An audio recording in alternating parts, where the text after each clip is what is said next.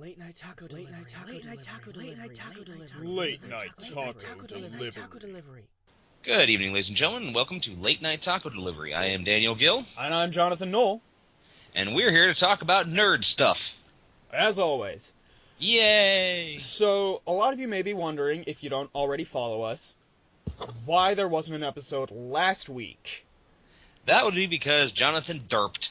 Yeah, this one is my fault. I didn't open up the recording software to begin with. I just thought it automatically opened up with Skype, which is how we do this with this show. Right. So, Didn't happen this time, sorry to say. Yes. But the week before, we also had a problem, being that the modem that supports our network got hit with a pretty nasty piece of malware. So whenever you would open up, whenever you would click on something, a tab would open up in Google Chrome that would redirect you to something awful like, I don't know, porn cam or something like that, so. Mm-hmm. I had something similar that happened to my parents once, and I got blamed for it. Ugh. Well, I know I'm safe saying this because my dad doesn't listen to the podcast, but he likes to wander around the internet late at night. Uh-huh. And he looks at nude women, because he's a guy. Fair enough, And fair enough. apparently he got his browser got hijacked, so the home screen got set to a porn site. And they thought it was me as a joke because the name of the porn site was Kara's Place, and Kara is the name of my niece. Oh, Christ. And I'm thinking, okay, first off, this is the most disgusting joke I could have possibly imagined. You have raised me better than this. And then, secondly, Dad, why are you using a computer if you don't know how to survive?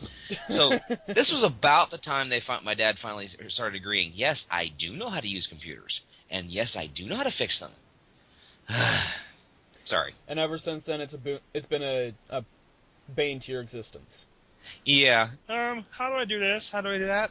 I swear to God, every time I go over to my parents' place, I have to tell my mom again how to set up an album and burn to a DVD. Every time. She's like, "Are you sure this is how it works?" I'm like, "Yes, Mom. Like the other 15 times I've told you, this is exactly how it works. You even have taken notes. Why do you keep passing me?" Sorry. We also have a couple new podcasts on the network. Mm-hmm. We have, in addition to Late Night Taco Delivery, we have Game Haven with Daniel Nabinger, not Daniel Gill. Nope. Daniel Nabinger, or better known as Toasterman XD, is an up-and-coming YouTube personality, and every month I check in on him and see what's going on. Episode 2 will be coming out around this week. Excellent. Sorry, what? I said excellent. And we also have a brand new podcast called Walrus Cast. And it's really just my soapbox. I have whoever I want on there. It's the only thing that's consistent is me. Okay. And there I talk about whatever I want. And eventually I'll go into doing commentaries for my top 50 favorite movies. Nice. You're like the Kevin Smith of the Walrus podcast. Considering he just released a movie with Walrus as a thing there, I find it kind of gratifying. Yes. Or gratuitous, I'm not sure. I heard, I was watching Zero Punctuation earlier, and something about the line of trying to spread marmalade on an angry walrus came up, and I was done. I was like, yeah, that's good. Oh, that sounds. I think it was something along. It's just as difficult as trying to spread marmalade on an angry walrus. That sounds glorious. Yes, it was. Anyway, let's talk about what we're nerding out this week. All right, you first, because I already know what I've got. I haven't really doing much of anything. I've been kind of down lately. I suffer from. Most of our listeners don't know this, but I suffer from clinical depression. I fight it every day, but a lot of things have been happening lately, like with my parents' car accident and some other things. So I've been going a lot. Basically, I've been rereading a bunch of Sherlock Holmes novels. There you go. That's something to nerd out about. They're nice and safe, and Sherlock Holmes versus Cthulhu is always worth it. Oh, hell yes. Mm-hmm. Let's see. Lately, Dustin Wimberly, who is in the first episode of Walrus Cast, recently asked me if I could make copies of the original 3 Star Wars releases, because I have them on VHS. Mm-hmm. And for Christmas, I gave him copies of those. So he wants me to create new ones for his boyfriend. Ah. And you know me, I like to share. Of course. And Same here. And so I've been doing that, and recently I made a copy of my favorite version of Return of the Jedi for a DVD, which is the 1997 release. Really? Okay. Yeah. 1997 release is the first time I actually take the Rebel Alliance seriously as a military installation. It's also got the victory song at the end that is not yub nub jub. Hey. You let the Ewoks dance, man. Ewoks deserve it. They worked hard for that victory. They still dance, but it's a Yup, different song. Yup. I don't know. I'm not a big fan of the 1997 release because I grew up in the 1983 version, and that song that they sang at Jabba the Hutt's palace just annoyed the hell out of me. Plus the singing, whatever the hell that was, that little looks like the honeycomb monster. It's you want honeycomb? It's obnoxious. It's called a yuzum. Whatever. It's just evil. Well, but I will say that the dancing girls are pretty hot. Oh yeah. In fact, Return of the Jedi is one of the only times you can ever see tits. Yes. Actually, I remember that my dad and I found this out once, and we actually had grabbed our VHS copy of Star Wars and searched for the boob. Just imagine a 15-year-old boy and a 40-year-old man looking for a boob in Star Wars. We're very sad people. I've also got some other really great news. Okay. Today I went in and took my written driving test. Yes. And passed. I now have my temps. Yes. So, drivers beware. Pedestrians beware. All those who wish to keep their lives, beware. All right, excellent. Anyway, so we got some nerd news to go on. Oh yeah, we've got a week and a half worth of nerd news. I've got a couple pieces, and then I've got something I want to break you with. Oh, I'm looking forward to your reaction to this one. Oh, Christ. Well, recently we have a new Supergirl series in the offing. Yes. On CBS. It's got one of the chicks who was in Glee. I don't follow Glee. Mm-hmm. Never my show. Well, I just thought it was amusing. It was set in Lima, Ohio. Yeah. And I remember they interviewed the choir director from Lima, and he says, "I only dream we had a budget like these guys did." and they always complain that they're under budget. Exactly. I'm sorry. Most choirs' budgets is a mop and maybe 2 chairs. Mm-hmm. If they're lucky. Let's see. We also have a Jessica Jones series that's coming to Netflix. This is old news. Right. But the new nerd news on this is that we have a Purple Man. Yes. The Purple Man will be played by the 10th Doctor himself, David Tennant. Yes. And I'm actually very curious, because we know that David Tennant can play bad guys. He did the same as Barty Crouch Jr. in The Goblet of Fire. Mm-hmm. And Purple Man is a grade A slime ball. Oh, yeah. When I explained who Purple Man was to my mom, basically, Purple Man has the power to control people's pheromones. Right, and basically make them feel certain things, especially lust. Yes, and my mom said, "Can't David Tennant already do that?" So, yeah, that was that.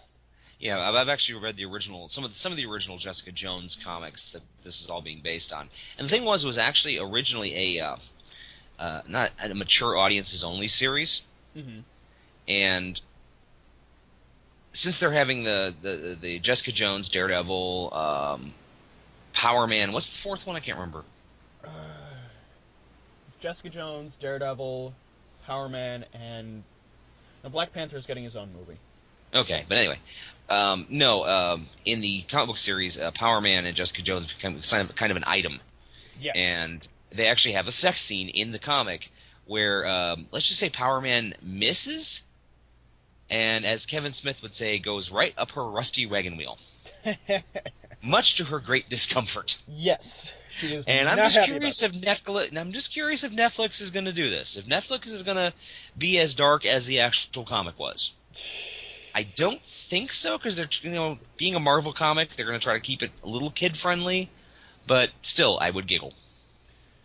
Well, speaking of Marvel, we also still have the debut of Agent Carter. It's been going on now for a few weeks. Mm-hmm. And apparently next week we get the Howling Commandos. Ooh. So, I'm excited. Yeah, they're bringing back the original guys from the TV series? Or the movie, I mean? That's the plan. Nice. Mm-hmm. Okay. I think it might be Iron Fist. That might be. Actually, Okay, that'd yeah, make a lot of sense. Daredevil, a.k.a. Jessica Jones, Luke Cage, and Iron Man, and then when it'll all be finished up You in mean the Iron Defenders. Fist. You said Iron Iron Man. Fist. Iron Fist, I apologize. Too many damn irons. I know, right? Get a tungsten in there, Marvel. Damn it. Yes. Let's see. Oh, last time we were supposed to record, we also had some cool news about Gotham going on to the other side of the spectrum. The Red Hood will be making an appearance. Yes. And I'm excited about that. Oh, yeah. Now, to those who don't know who Red Hood is, he was originally who Joker was. Mm-hmm. Before Joker was actually doused in the acid, he was wearing the Red Hood costume. It's one reason why Batman's never been able to figure out who the Red Hood is. Yeah. And if you haven't already seen it, go out... Audience, I want you to go out there and look for a DC animated movie called Batman Under the Red Hood, because it is brilliant and it has John DiMaggio as the Joker. Yes. Isn't that the one where Red Hood its Red Hood is Jason Todd? Yeah. Oh, sorry, I didn't. Spoilers! Sorry.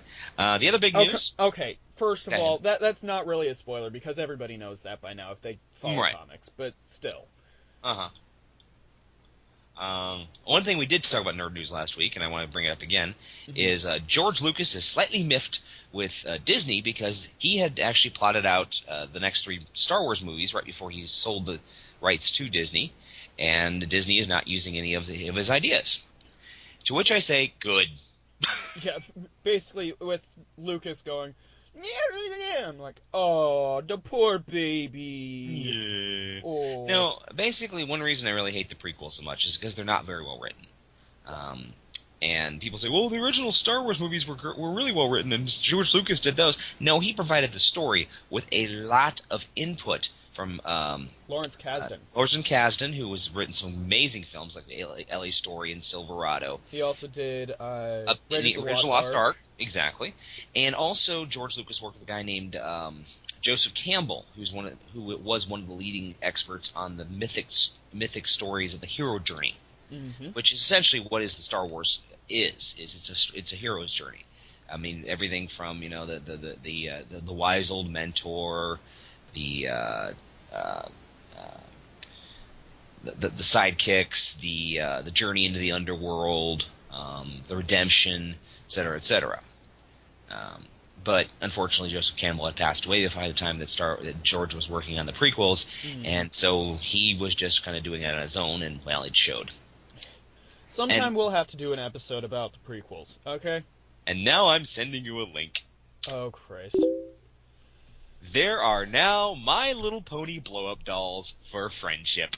Oh, Christ. My Little Pony, a franchise that can be enjoyed equally by children and perfectly polite gentlemen who appreciate it on a deeply artistic and emotional level, God! has inspired numerous tributes over the years, ranging from drawings that imagine various pony adventures and awakenings to equally real pledges of marriage. But they've never captured something that can provide the sort of tangible, tactile companionship promised in their credo, friendship is magic. Gross! That is... until a Chinese company finally created the My Little Pony blow-up doll. Thank you so fucking much, China. It's been dubbed the inflatable sexy girl. Like all sexy girl, this one looks like My Little Pony character Rainbow Dash. However, you'll notice she's been significantly enhanced for friendship. I am gonna post this on our Facebook, by the way. Do it.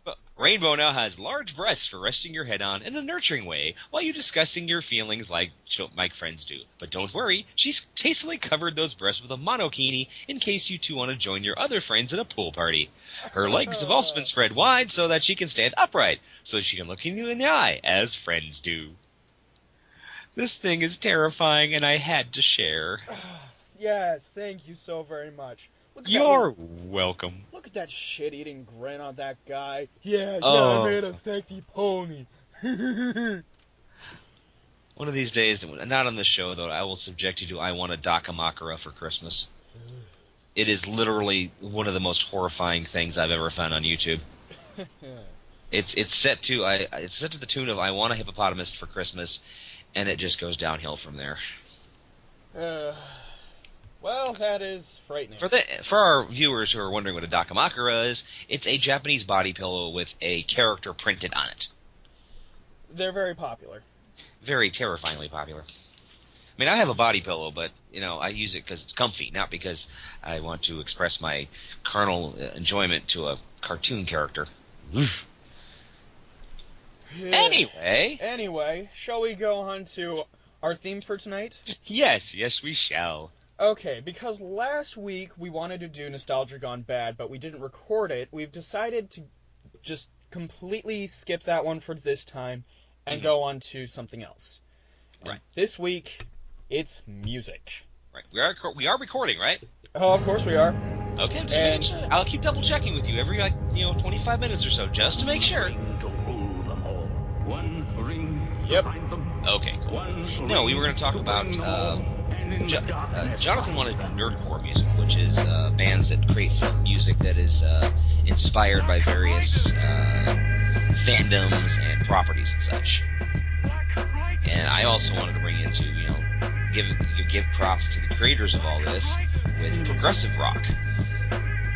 So I've just started up the Lord of the Rhymes music video that you've sent to me. Yep, this is one of the first Nerdcore videos I ever saw. It's by a group out of New York. They still are sort of around, but they were much more popular when the original Lord of the Rings movies came out. As you'd imagine. Mm-hmm. And it is kind of entertaining, and the way that they've done the video is rather fun. Mm-hmm. As far as their lyrical speed, I think that it could work better, but it's definitely a good place to begin our story. Yes.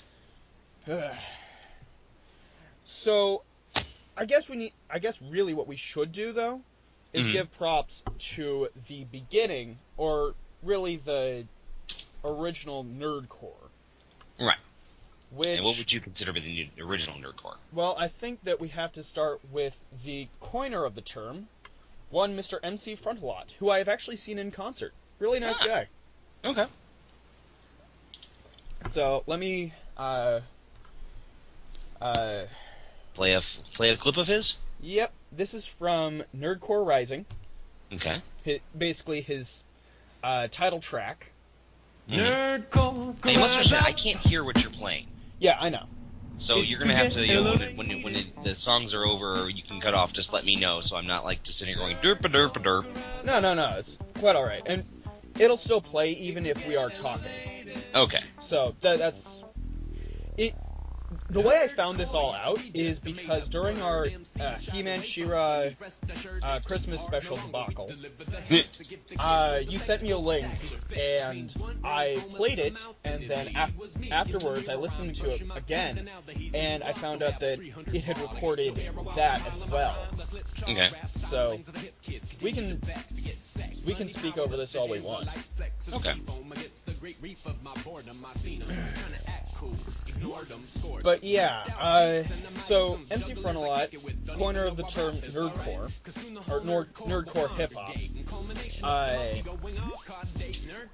has been around since the 80s, really. Mm-hmm. And basically he raps about what he likes. Cool. He's a full-blown nerd, though, right? Yeah, he sure is. I mean, the only one I really know is MC Chris. MC Chris. Yeah, I know him because of Vet's Vet, for example. Oh, that one's funny. Oh yeah. Let me pull it up real quick. Mm-hmm. Now, while you're doing that, I'm going to talk a little about the history of this. Nerdcore is, like I said, it's not really a large section of music, but a lot of progressive rock came from sci-fi roots. For example, one of the links I sent up to Jonathan later on, we might play it a bit, is the rock group Rush out of Canada. Of course. They are very well known for their tight rhythms and their intricate music, but their real breakthrough album was one called 2112, which relates the story of a young man in a totalitarian society where everything is controlled by a group called the Priests of the Temples of Syrinx. One of the lines is, "We've taken everything." Sorry, it's actually hard to recite as opposed to sing this. Well, I'm actually in the middle of playing a little bit of Fet's Vet. Okay. But the story of 2112 is he discovers a guitar, which he's never seen before, and he talks about how he's discovered how he can make music by plucking the strings, and he takes it to the temple and shows it to the priests, and says, "I found this wonderful thing that makes wonderful art." And they tell him they were aware of this, and this is one of those things that helped destroy the society before them. Therefore, it's evil, and he's evil for trying. And as the story progresses, he ends up killing himself because he can't live in a world where he can't create what he wants. And at the end, the Galactic Federation takes over, whether they're the ones that are control the Temple of Syrinx now, or if they're another offshoot of the temple. We're not sure, but still, it's an epic story. I'll play a little bit here. Okay. This song put together is 20 minutes long. Yes. So it's actually an entire. There's no way I'm playing the whole thing, and I'm not going to play the whole thing of any of these songs anyway. No. All of these songs can be found on YouTube, so we will post links. YouTube or in your friend's stoner, your stoner in the friends. van of stoner friend. Yeah. Normally played on an 8-track. Oh yeah, and I love this song. I think I'll actually skip up a little. Yeah.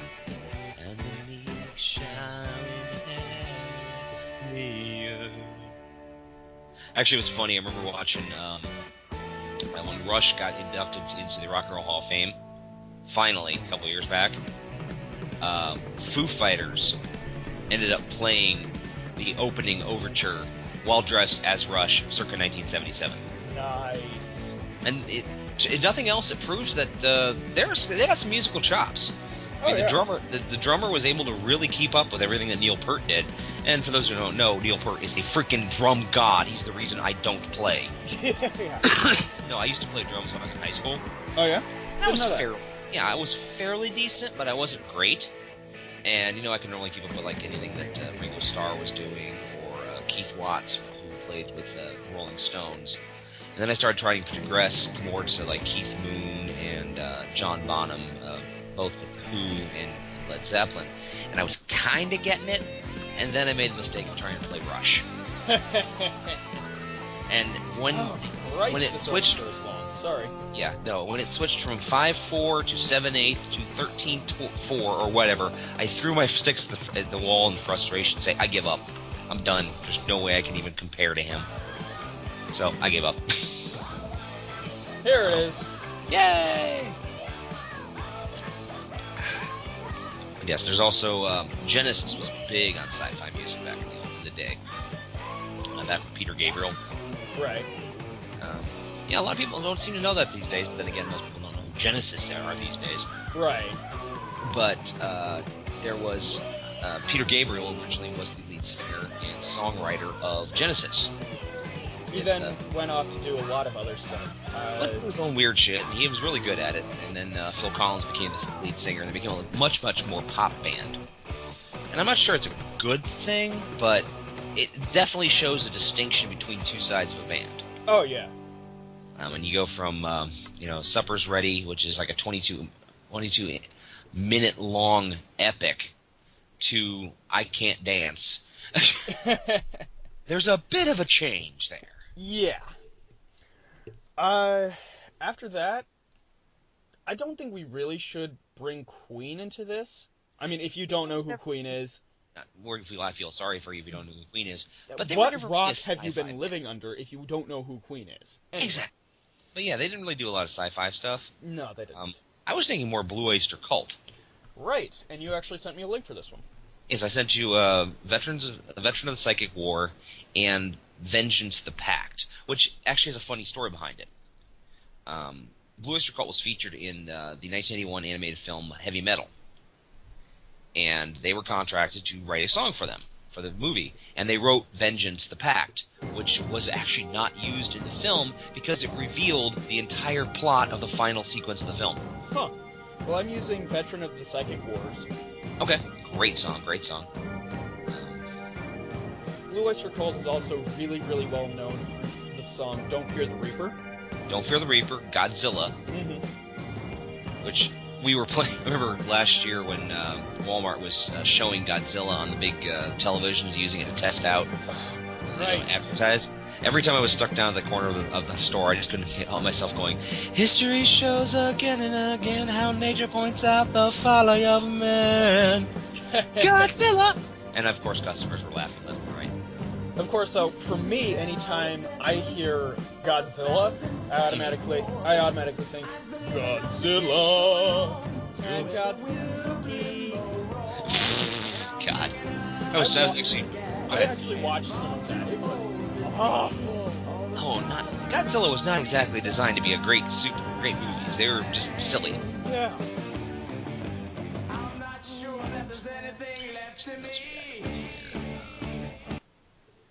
But yeah, from there, we also have the great They Might Be Giants, who have been around since 1985, and their dial-a-song service has actually just recently started up again.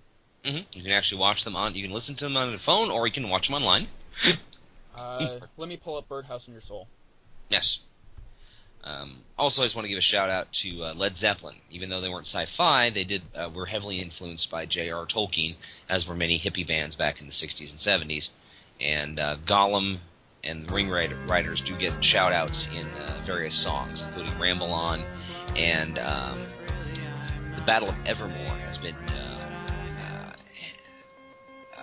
what's the word I'm looking for? Translated or people believe it is about the final battle in Lord of the Rings.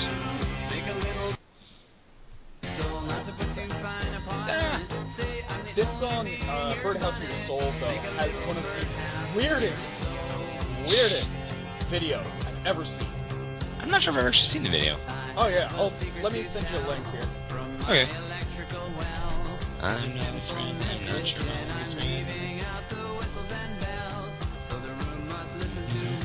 There you go. Alrighty. But yeah, I really like them, and they've been omnipresent since my childhood, really. Yes. They also had a really good song about scarecrows. Well, and their songs are also they're really wide-ranging, despite some of their songs being really nonsense lyrics. Yes. Like we were discussing this at work the other day. They have a lot of nonsense songs. They also have some songs that are just so heart-wrenching. Oh yeah, Twisting, Lost My Lucky Ball and Chain. They'll Need a Crane. They'll Need a Crane. But yeah, They Might Be Giants, and they also have really educational songs. They've even released 3 children's albums. Here Come the ABCs, Here Come the 1, 2, 3s, and Here Comes Science. I had a buddy of mine back in the 90s. He left and went to college in Cleveland. And apparently one night he got really annoyed with the people living on his dorm floor. So at 3 a.m. he got up, set The Sun is a Mass of Incandescent Gas on repeat on his CD player, locked his door, and walked out. And played that for like 7 hours at full blast, and no one could get the door to open. Nice. Turn it off. You're right, this is a very strange video. Yeah. Told you. I know one of my favorites is Anna Ng. Oh yeah, that's a really good one. 80 dolls screaming small girl after. Well, actually, I thought it was funny. They Might Be Giants' biggest break was with Tiny Toons of all things. Oh yeah. They actually did 2 videos with Tiny Toons, Particle Man and Istanbul, Not Constantinople. Mm-hmm. Which I thought was funny was even in the show, Buster Bunny's like, here's another song by They Might Be Giants. Who are these guys? Here's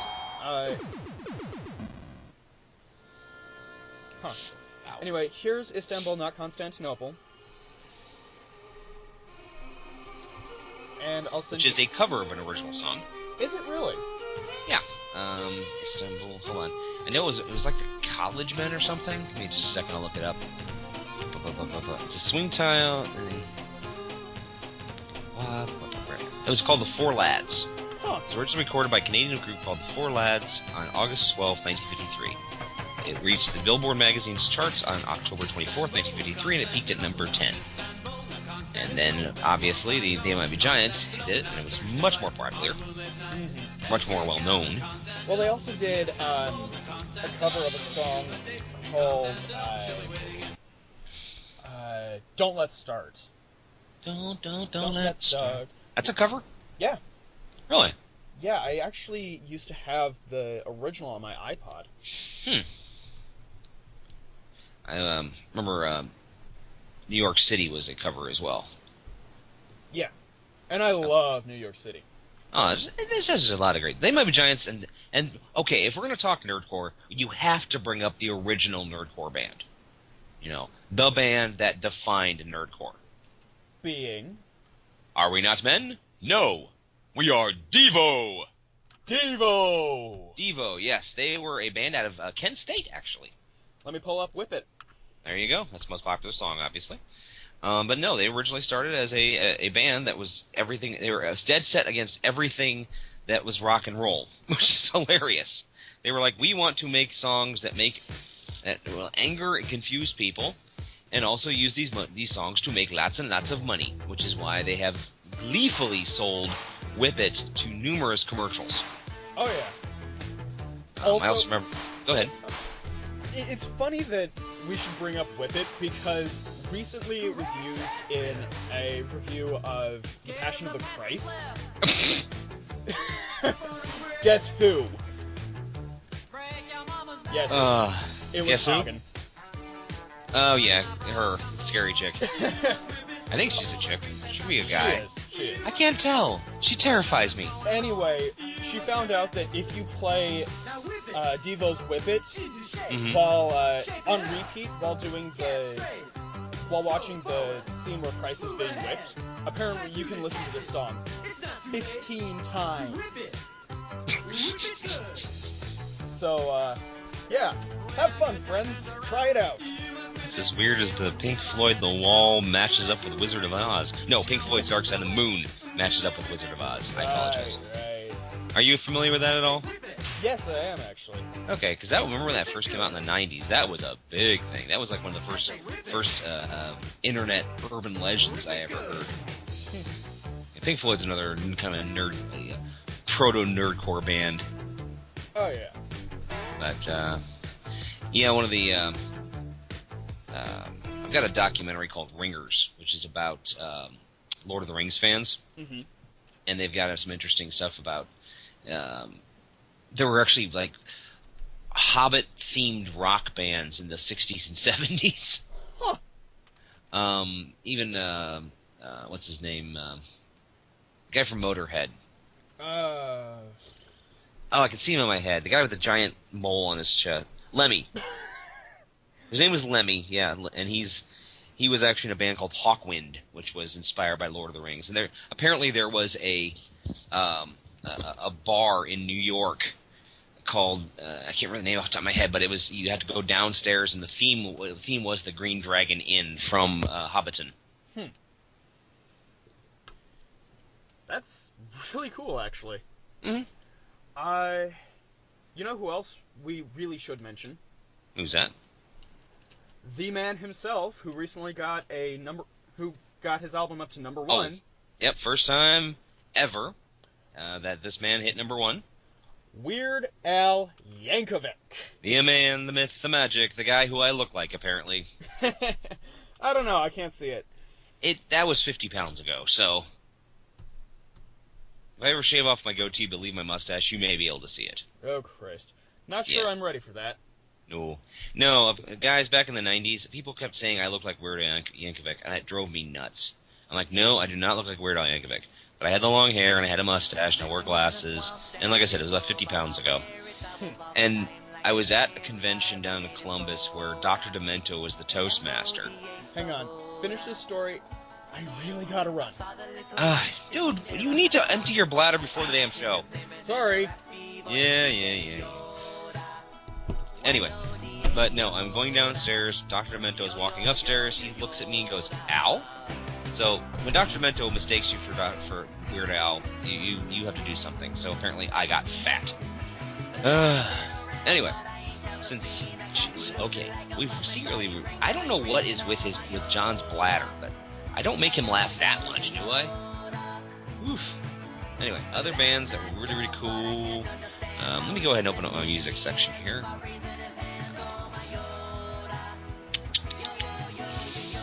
Sorry, guys, it's kind of a Shatter Scott episode. We're technically trying a lot of different things today, which is cool. But here's some bands that... one section we haven't talked about yet is steampunk, which is the musical section of Jules Verne reimagining of the Victorian era. And I've got a lot of different bands from this. Abney Park, Darcy James Argues, Secret Society, The Dionysus, Dr. Steele, Emily Autumn, Johnny Hollow, Paul Roland, Professor Elemental, Rasputina, Steam Powered Giraffe is one of the most popular ones out there, The Clockwork Dolls, the Black Angels, which I'm not sure if they can consider the Black Angels a steampunk band, but they're more of a like a 70s acid rock in Black modern Angels, day. you say? Yes, the Black Angels. Hold on, I'll throw you a link. Okay. The whole... Oh, yeah. Okay, with me getting up and going, that's actually, at this point, kind of become a staple of the show. Unintentionally, the reason why it always happens is because when I'm recording, my throat gets really dry, so I bring water in here with me. So I automatically just overdo it, and you have this problem. Gotcha. No, I was talking a little about the steampunk music while you were gone. Okay, cool. That's another kind of nerdcore, very much a very specialized genre. But yeah, there's actually a very large collection of steampunk bands out there. Though I do have to give a shout out to some of the roots of that. With Thomas Dolby, the Blind Me with Science guy. He actually started his career with his album called The Golden Age of Wireless, which has some of the really good, almost steampunkish stuff going on in it. Interesting. Wind Power, The Wrecking Fairchild. What was the name of the song? Oh, crap. Europa and the Pirate Twins. That's a song about, basically, discusses the story of a guy and his friends with a young girl. And as they grew up, they grew apart, but while they were children, they would pretend they were the Pirate Twins on this, kind of windswept seacoast. And then as they grow up, she becomes a famous model, and he's trying to reconnect with her so they can be the Pirate Twins again. Interesting. It's really cool stuff. Of course, so this kind of thing has a modern corollary. Okay. In the form of a band called Steam Powered Giraffe. Yep, I did mention Steam Powered Giraffe. Okay, good. There's also Abney Park, a guy named Robert. What's his name?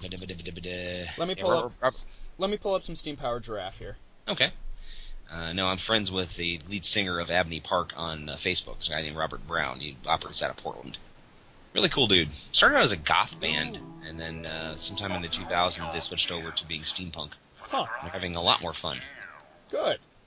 Well, even some mainstream bands have been kind of messing around with steampunk. Oh yeah. Like Panic at the Disco did an entire album called The Ballad of Mona Lisa. I'm actually not as big on Panic at the Disco. Really. I liked their first album. That was the one that I really enjoyed. But beyond that, not so much. That's what I hear from a lot of folks, actually, especially like the really hardcore fans of them, which was their first album was really good, and then suddenly people were like, "Oh my God, they're really good!" So they got it. So folks found them, gave them contracts, and were like, "Hey, make more stuff." Yeah. And then they started to suck. I know what's funny is Panic at the Disco actually played in Bowling Green one point. Really? Yeah, in their first tour way back in the early 2000s. Apparently they played Howard's, which is this dive bar. Yeah. And no, that was before they were even known or had a contract or anything. They happened to play there, and I think they got like $40 and all the beer they could drink. Huh. Mm-hmm. Things you didn't know. Apparently. Mm-hmm. Let's see. Oh, and one other thing. You know who did the opening theme for Buffy the Vampire Slayer? Nerf Herder. Nerf Herder. Yes. I was told if we're going to do this episode, I have to bring them up. Okay. Well, Nerf Herder really got started. The only song I ever heard of them play was called Van Halen. Van Halen is good. My personal favorite is Mr. Spock, actually. Okay, not familiar with that one. Basically, it's, you don't want a boyfriend. What you want is Mr. Spock. Mm-hmm. And, I'm playing some of it now. Okay. Sorry, whenever I think of Mr. Spock, my brain immediately goes to Bilbo Baggins. Oh. Only 3 feet tall. For those not in the know, Leonard Nimoy did a song called The Ballad of Bilbo Baggins back in the 60s for some god-awful reason. And I'll make sure to play that while we're doing Thou Shalt Not tonight, alright? Yeah, that's definitely a Thou Shalt Not. That's a why, man, why? But yeah, Nerf Herder, I think their biggest break really came with the Buffy the Vampire Slayer. Mm-hmm. And actually, I think the lead musician on the Nerf Herder helped write the Buffy the Vampire Slayer musical episode as well. Really? Yeah, I think so. Well, you'll have to back that up. Okay, hold on. Buffy music. You talk for a second. Okay, fine. I guess going back to MC Frontalot, though, when I saw him, I really didn't have as much experience with his music, because now I've listened to all of his albums. They're really wide-ranging. Will Wheaton does guest spots on them every now and again. Mm-hmm. One of my favorite guest spots by him is, Your Friend Will, and the chorus goes, Your friend Will, your friend Will, your friend Will declares, your friend Will declares, don't be a dick. And I feel like that's a really good message. Thank you, Will Wheaton. It is. It's a wonderful thing to say. And I'm not sure if that one's on Zero Day, or if that one is on, Secrets from the Future. Okay, I could be wrong. Yeah, apparently Don't Be a Dick is called Wheaton's Law. Oh, yeah. Oh my god. Okay, this is something I wasn't aware of. What? There's an episode of Glee that was directed by Joss Whedon. I did know that, actually. Starring Neil Patrick Harris. Mm-hmm. Now that makes sense.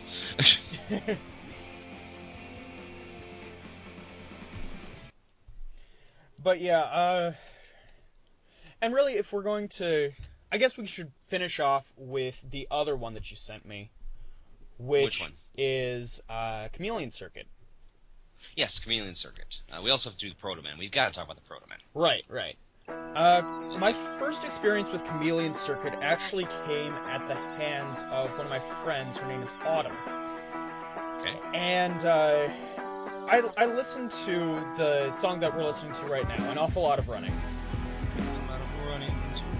And I thought it was okay. It's just, right now, with Doctor Who going into its 13th incarnation, I just... That was the 12th incarnation. Yeah, it's the 12th incarnation. No, it's the 13th.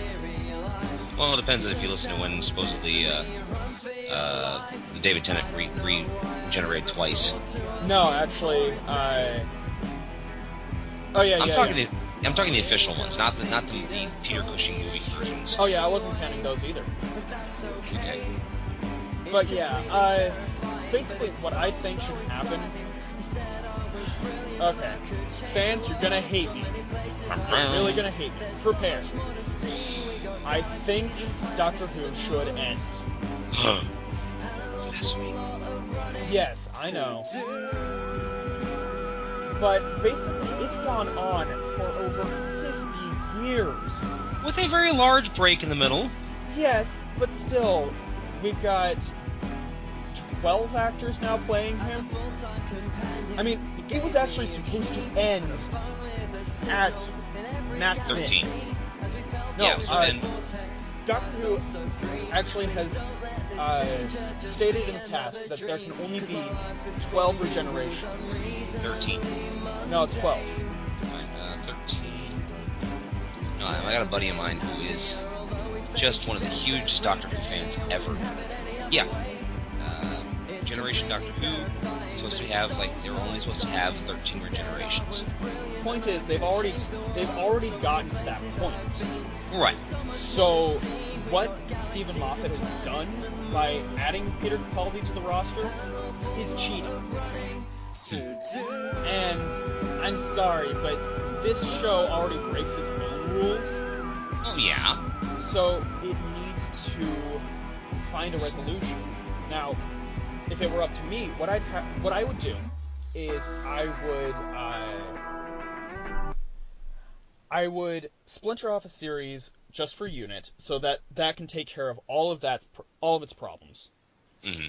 I would do the story with the Valyard from the Valyard's point of view, Trial of a Time Lord. Mm-hmm. And then I'd basically have it end so that at the end of the Valyard story, the Doctor then discovers the true secrets to regeneration so that he can just revisit the old faces. Decides to retire, they put a museum together, basically putting the Doctor as the curator, as we see at the end of the 50th anniversary episode. Oh, and by the way, happy 81st birthday to Tom Baker. Oh, yeah. Sorry, but we never talked about that. Fair enough, thank you. Mm-hmm. And basically, at the end of it all, have some new snot-nosed punk Time Lord steal the TARDIS and just have the Doctor kind of smile and nod and have it end that way. Okay. Alright, I guess I can go with that, but still, it's the Doctor. I wouldn't mind, it's been going on for, this is the 4th Doctor now in the new series? Yeah. Yeah, so I think we got maybe 2 more and then it'll probably quit up again.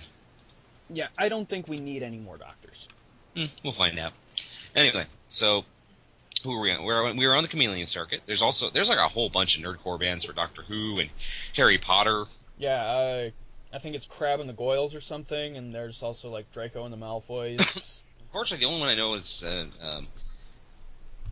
Draining the Lizard on a Dead Gay Wizard. Yeah, that's what the name of it is. No, there's a song by a band called Nuclear Bubble Wrap. And it's called Draining the Lizard on a Dead Gay Wizard, and it is a Harry Potter thing. And I tried showing it to a friend of mine, and he punched me. Should we play it or no? I will send you the link. You can do what you feel is necessary. We may just post it on our Facebook, because it's pretty damn wrong. Yeah, just post it on the Facebook, and put a warning on there. Okay. But one of my favorite, I guess you can call them a nerdcore band, or at least a sci-fi band, is one called the Proto-Men. Yes. Which I'm sure I've talked about them before, but they are freaking awesome. No, you haven't talked about them yet. Okay, But basically they're a band out of Murfreesboro, Tennessee, and they've been around about 10 years. Yo, spot me a song there so I can play it. I sent one earlier. It's actually just posted one on the page called Vengeance. But I'll re-send it to you. Okay, there we go. But no, they play all in costume, various robots and rebels and such. And they do Dystopian 1980s tinged rock operas about Mega Man. Nice. And every time I tell people, they're like, wait, what? But they have this amazing sound. It's eminently catchable, eminently singable. Really dark stuff. Really, really dark stuff. They've done Act 1 and Act 2, Sins of the Father. They've also done an album which was a cover which was called A Night with Queen, where they did a cover of Queen music, and they did a very serviceable job, which is extremely hard to do. Yeah, I'm listening to some of it now, and they really have that sound that would be necessary. And they are working on Act 3, which will be the final album that they do in the Mega Man series. I hope they do not break up, because they're so close to the cusp of being a breakout band right now. They've played a lot of sporadic appearances, but they actually traveled the entire Warped Tour last year. Really? Yes, the Vans Warped Tour, which is one of the biggest alternative rock band concerts in the world. They played the entire thing. Dude. And apparently they were really, really popular. So I'm hoping that they pick up. Actually, I know Sins of the Father, they ended up working with one of Meatloaf's producers. Like I said, they play a lot of that bombastic rock like he does. Yeah.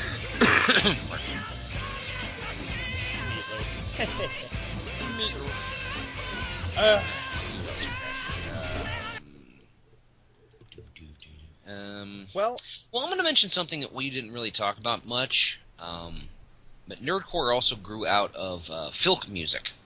Yes. Filk music is like folk music, but using sci-fi and fantasy lyrics and concepts. One of the original filk band groups was, one of the original filk labels was called Off Centaur Productions. They were in business from 1981 to 1988, and they were out of California, and they were subsequently replaced by the Firebirds Arts and Music label, which is still operated in California, and it's still working today. But a lot of people like Leslie Fish and C.J. Chara and Tom Smith and various other singers and songwriters over the years. Let's see what I got here. Julia Eklar.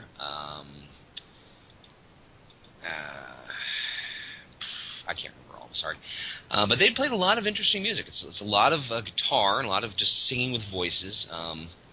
And they sang about space stations and wolf riders and gay vampire blues. Michael Longcore's done a lot of good stuff with them. But I really highly recommend checking them out. Now, I used to have a buddy of mine named Solomon Davidoff, who was a doctoral candidate at BGSU, and he was writing his thesis on filk music. And supposedly what he told me is that he managed to get Off Centaur Productions to, after they went out of business, to donate their following stock of all their albums to the BGSU Popular Culture Library. Huh. But I haven't been able to find anything. But I haven't gone and actually talked to them. I've been trying to do it online. You know how sometimes that doesn't get onto the computer card catalog. So right. If your viewers want to take a look, check it out. If I don't do it, maybe one of you guys will. And I think we should really wrap up with Man or Astroman. Man or Astroman. Now, didn't they play a cover of MST3K or something? That's just what I'm playing now. Uh-huh. Shortly after Joel left the show, they actually did this, and during one concert or another, they actually had him on there, up on stage and all of that. So it was really good. Who, Joel? Yeah. Joel nice. Yeah. Very cool. Very cool. So, yeah. So, I think that's all we really have. Yeah, we've done about an hour on this stuff. I knew this was gonna be a technically exhausting episode because we're playing the music, and there's a lot of stuff out there, honestly. And there's so many other bands you can take a look at that have been inspired by sci-fi and fantasy, and big, huge bands like Rob Zombie and Styx and Coheed and Cambria and Lorena McKennitt and even Janelle Monáe, a very popular singer right now. Most of her albums are rock operas about an android that's been trying to learning what it is to love. The Electric Lady, Arch Android, they're fantastic songs. And they're all sci-fi based. All right. And of course there's the Gorillas, but they were, I'm not sure they're considered sci-fi or just animated. They definitely have a following, too. I've known people to cosplay as them, and it's really cool stuff. Yeah. So what do you want to do what is our Thou Shalt Not this week? Well, let me spin up Leonard Nimoy's Ballad of Bilbo Baggins. Okay. Well, this week, because we're doing... I'm a little afraid of this, because you haven't actually told me what it is yet. Well, it's actually rather tame this time around. Okay. Basically, we're doing nerdcore bands and artists. Okay. So, this week's Thou Shalt Not is, Thou Shalt Not name your nerdcore band this. Okay. So, examples could be the Mighty Mighty Ewoks, or, I don't know. Jar Jar Binks' ball sweat. Yeah. So, Luke Skywalker's lightsaber polish.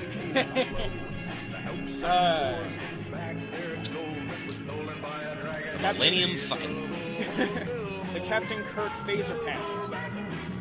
There's a phaser pants in my dance. Phaser dance in my pants. Yes. Okay. Thou shalt not name your band The Ents. Yes. That's kind of to the point, yeah. I mean, seriously. Thou shalt not name your nerdcore band Hobbit Toe Jam. Yeah. Thou shalt not name your nerdcore band Burrito Shot First. I would go for a band name that. If Thou shalt not name your nerdcore band Deckard's Replicant Tracking Society. Oh, dark. Yeah. Just a touch. Thou shalt not name your nerdcore band Cullen, speak to me. Cullen, speak to me. Yeah, we're gonna have to talk about that at some point, guys. Yeah. Hold on, let me see if I can load up something here. Thou shalt not name your nerdcore band Stephen King's Ear Hair. Ew. Grody. Yeah. Thou shalt not name your nerdcore band Padme's Handmaids. Thou shalt not name your nerdcore band Sherlock Loves Watson. That sounds more like a song, or a really bad fanfic. Or a really good one, yeah. Sorry, Well, Thou shalt not name your band Joel's Bot Buffing Band. I'm just making shit up by this point. Well, as usual, if you have a suggestion, please feel free to add your suggestion to our Twitter account with the hashtag Thou Shalt Not, and make sure that you add LNTD and the number of episode that we're on right now. Which episode are we on? Well, let me look. It's like 6, 7, 8? I don't know anymore. I think Originally we're promised ourselves on 7? like 7 or 8 now. We had promised ourselves at least 10 episodes, but we're doing pretty well so far. Oh yeah, we're working like clockwork, so. Yeah. Except when my brain goes it decides you're going to bed right now, because otherwise your head's going to explode. Yeah, we're on episode 8 tonight. Ah. So LNTD 8. Spider-Man sticky web shooters. Sorry, still working on Thou Shalt Not. I get you. Okay, I just want to say one of the Thou Shalt Nots we were talking about was you Thou Shalt Not, or actually this was it wasn't a Thou Shalt Not, it was descriptive titles for video games. And we had some pretty good ones we were talking about. The two that I remember are Fuck Shit Up, Doom, and Dude Looks Like a Lady, Metal Gear Solid 2. Other ones that I remember are I Can't See Terribly Well, Assassin's Creed, and run really fast until you hit something. Sonic the Hedgehog. Yeah, they pretty much covered it. Yeah. Or why'd you even call a plumber? Super Mario Brothers. Actually, or who you gonna call? The other plumber. Luigi's Haunted Mansion. Oh God, yeah, good point. We were just really bored at work. What can I say? All right, guys, that's about an hour. We did pretty well. We try to keep within an hour and a half. And I think we did that pretty well. All right. Well, I've also linked a lot of these songs on our Facebook page at Radioactive Walrus Entertainment. Please tell your friends. Hope you guys enjoy. And from all of us here at Radioactive Walrus Entertainment, The Recording Closet, and Dance House, hello. I'm Jonathan Knoll. And I'm Daniel Gill. Makes you reconsider the concept of a loving God. E.T. the video game. Yeah. Night, everybody. Night. Late Night Taco Delivery is performed by Daniel Gill and Jonathan Knoll. New creepy opening by Jonathan Knoll. If you have a suggestion for a future show, would like to participate in Thou Shalt Not, or just get in contact, drop us a line on Twitter at Radio Walrus Pod. Feel free to also comment on the site you found us on. You have listened to a production of Radioactive Walrus Entertainment.